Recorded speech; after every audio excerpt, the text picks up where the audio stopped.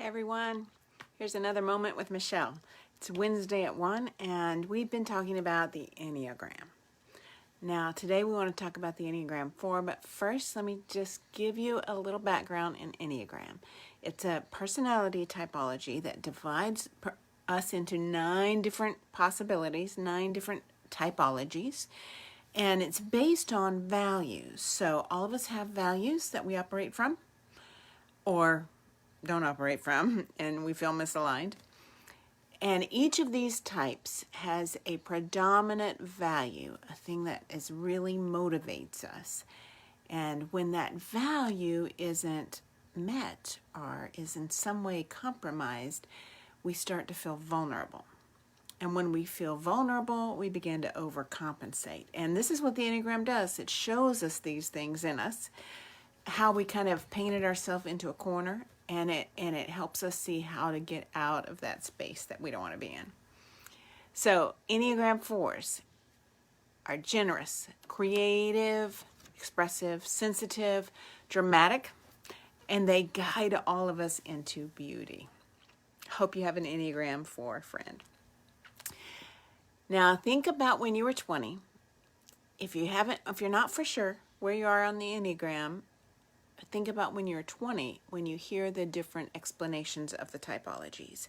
It's easier to find yourself then.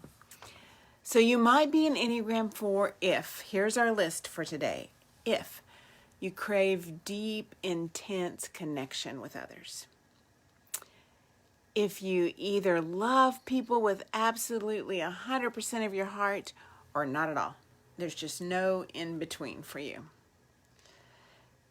You enjoy getting lost in the world or in your own vivid imagination, your own vivid fantasies.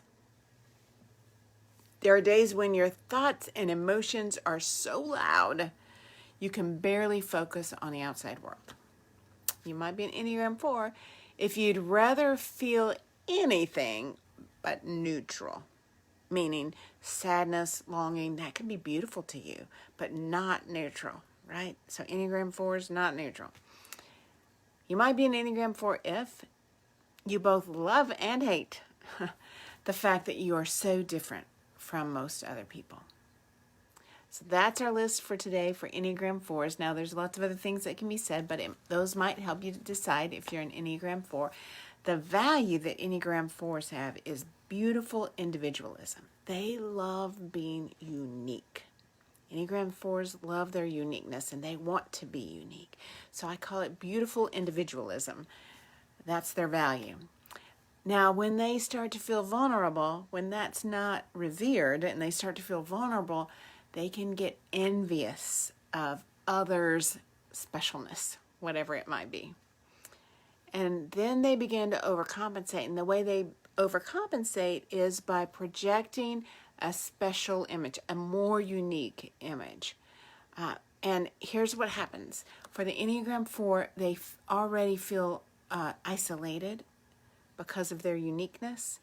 And when they become more unique, when they project a more special image because they're trying to overcompensate, then they get farther and farther away from making the connections they want to make. So some people call Enneagram 4s the romantics. I call them the individualist. And here's their superpower. Man, they can say clearly, they can say it, they can put it in words clearly what the rest of us can only feel vaguely. They see, they feel, they experience so deeply, and they're typically creative, so they can typically put it into words or into images or some kind of creative expression. Think Amanda Gorman and her beautiful poetry, and not just that she writes the beautiful poetry, but the way she recites the beautiful poetry.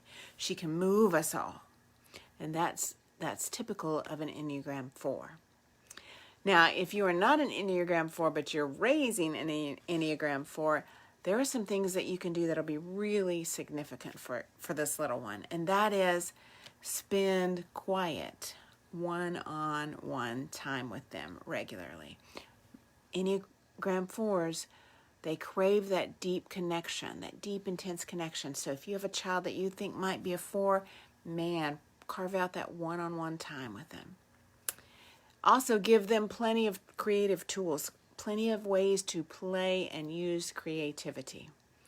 Whatever that looks like in your household, they are going to be creative, so give them those creative outlets. And then finally, listen to them and attentively. Really listen, really understand, validate what they're feeling, because they have big feelings. Validate what they're feeling, and then at certain points, help them understand that sometimes their feelings lie to them. So if you can do those things for your Enneagram 4 child, that'll be huge in raising them to be healthy in how they've been designed. Now, if you're an Enneagram 4, for your own personal development, for your own growth, I have some tips.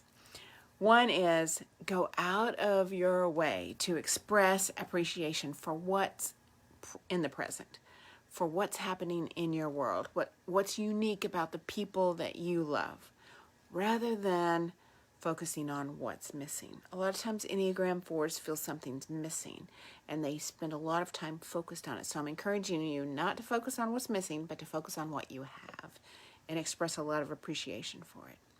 Keep an eye out for envy. That would be tip number 2. Keep an eye out for envy.